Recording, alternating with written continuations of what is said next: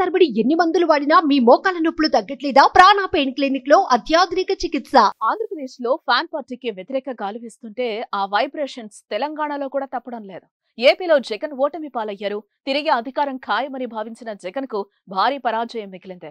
కేవలం 11 స్థానాలకే జగన్ పార్టీ పరిమితమైంది. ఓటమి తర్వాత వరుసగా పార్టీ నేతలతో జగన్ సమీక్షలు చేస్తున్నారు. భవిష్యత్తు పైన భరోసా కల్పిస్తున్నారు. ఈ సమయంలోనే హైదరాబాద్ లో కీలక పరిణామం ఒకటి చోటు చేసుకుంది. జగన్ నివాసం లోటస్ పాండ్ ప్రాంగణంలో ఆక్రమణలను జీహెచ్ఎంసీ అధికారులు కూల్చివేయడం సంచలనంగా మారుతోంది.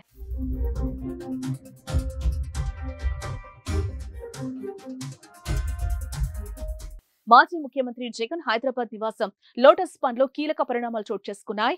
జగన్ ముఖ్యమంత్రి కాకముందు హైదరాబాద్ లో ఇదే ప్రాంగణంలో నివాసం ఉండేవారు. అక్కడే పార్టీ వ్యవహారాలు పర్యవేక్షించారు.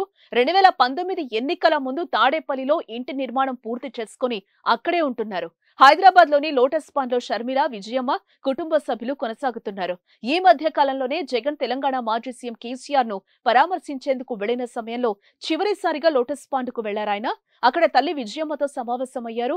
ఇక ఇప్పుడు లోటస్ పాండ్ లో అక్రమ నిర్మాణాలను జీహెచ్ఎంసీ సిబ్బంది కూల్చివేత మొదలుపెట్టారు.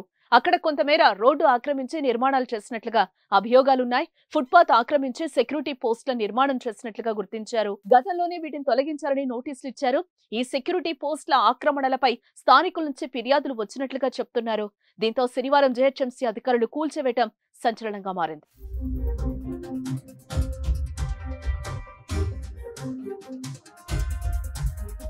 సుమన్ టీవీలో మీ పర్సనల్ అండ్ బిజినెస్ ప్రమోషన్స్ కోసం కింది నెంబర్కి కాంటాక్ట్ చేయండి.